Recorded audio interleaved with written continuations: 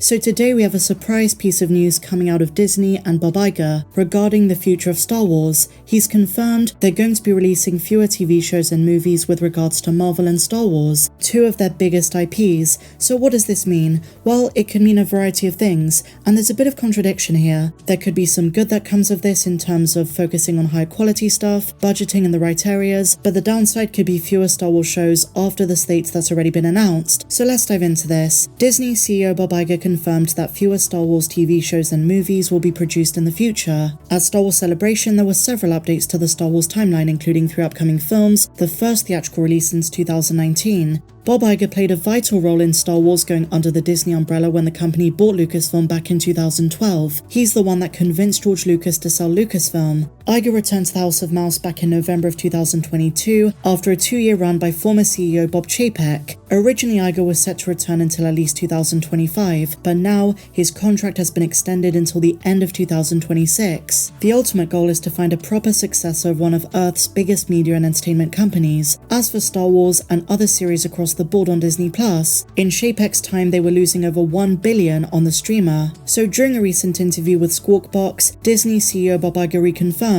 the company will be, quote, spending less on what they make and making less on projects like Marvel and Star Wars. When asked specifically about these two IPs, he simply responded yes. The CEO elaborated saying, quote, we're gonna pull back not just to focus, but it's also part of our cost containment initiative, spending less on what we make and making less. So what does this mean for the future of Star Wars? Well, if you're to look at this with a positive slant, you might say this is good in terms of quality content. They might decide to put more focus and higher budgets on one occasional TV show and movie instead of several of lower quality. So this might be a good thing from that point of view. This means the movies might be of higher quality if they're saving in other areas like TV show spin-offs. At the moment, we're still going to get the Ahsoka show, the Acolyte, Skeleton Crew, and Andor Season 2. I think it's safe to say that despite the strikes, eventually we will get the Mandalorian Season 4 as well. That is a massive flagship Disney Plus show that makes Disney a lot of money. But beyond this, they might decide to can some other ideas, spin-offs that were in the works that haven't been announced yet,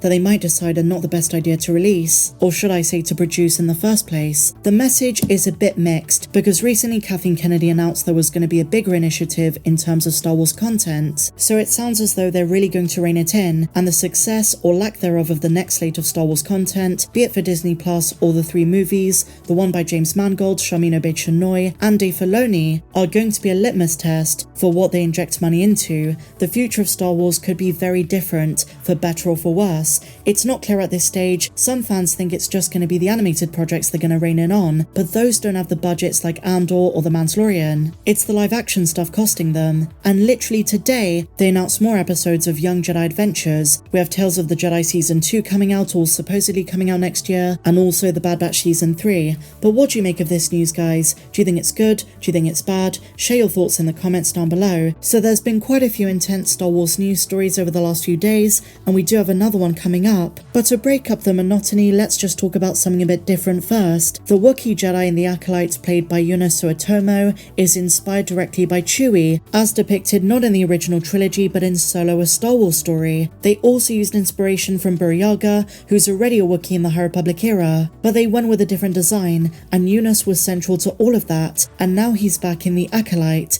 Really exciting stuff. Staying on the Star Wars positivity train, the Ahsoka final trailer has racked up 6.1 million views in just 2 days. Fans are super excited, I am too, and I really can't wait to break it all down, do episode breakdowns and reactions, and really going in depth. Dave Filoni loves his Star Wars lore, and we're gonna have so much to talk about. In other Star Wars news, the Hollywood strikes got so much worse, and Andor Season 2 is likely to be affected. Shooting on the House of Dragon, Gladiator 2, and Andor Season 2 might be delayed. This is really bad news for Hollywood, but of course, it's great to see so many showing solidarity. After negotiations between studio representatives, the Alliance of Motion Picture and Television Producers, and the US Actors Union SAG-AFTRA failed to make a breakthrough, and Diego Luna is part of the latter, by the way. Hollywood actors are going on strike. The decision means that actors will be joining writers on the picket lines, marking the first time in over 6 decades, which I did say yesterday, that both unions have taken simultaneous action. Considerable though the effect of the writer's strike has been on TV and film, as well as related activities like award shows and publicity events, the actors' strike is going to be seismic, because you can't film the shows and the movies without them. This is really, really massive,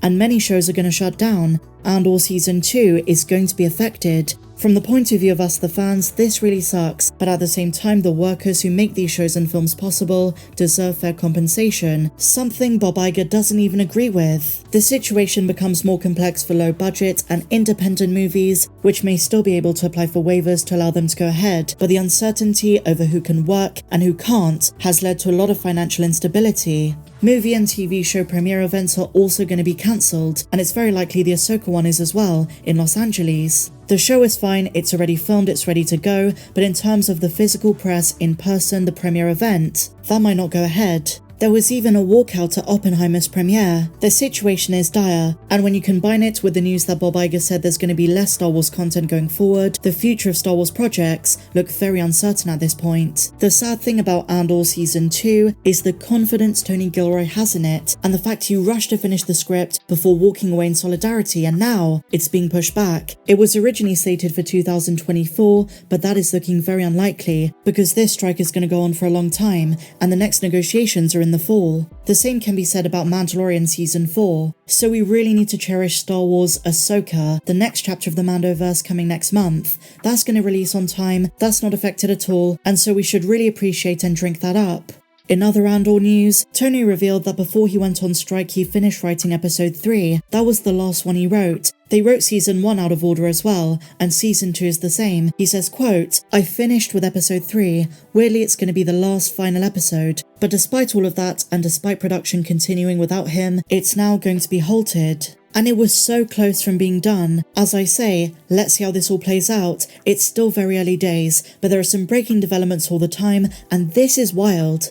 And so just to finish on a light-hearted note, before Star Wars Ahsoka releases, we do have some more Star Wars Disney Plus content, more episodes of Young Jedi Adventures. They revealed this on Twitter. Over the next couple of weeks, I can imagine them releasing some more teasers for Ahsoka, maybe a couple of new frames just as they did for Mando, teasing the 2-episode premiere. I should also say, guys, there's been a little bit of confusion as to the release schedule. Some outlets have said there are going to be 6 episodes, but that's not true. Both Ray Stevenson and Dave Filoni said there are going to be 8 of them, so this is the schedule. Episodes 1 and 2 on August 23rd, Episode 3 on August 30th, and then we go into September. Episode 4 drops on September 6th, Episode 5 September 13th, Episode 6 September 20th, Episode 7 September 27th, and the finale, Episode 8, October 4th. Now with rumours that Skeleton Crew is coming in November or December, it's most likely going to be December, let's be real. That's when the marketing's going to start. Unless, of course, with all these delays, they push it back to 2024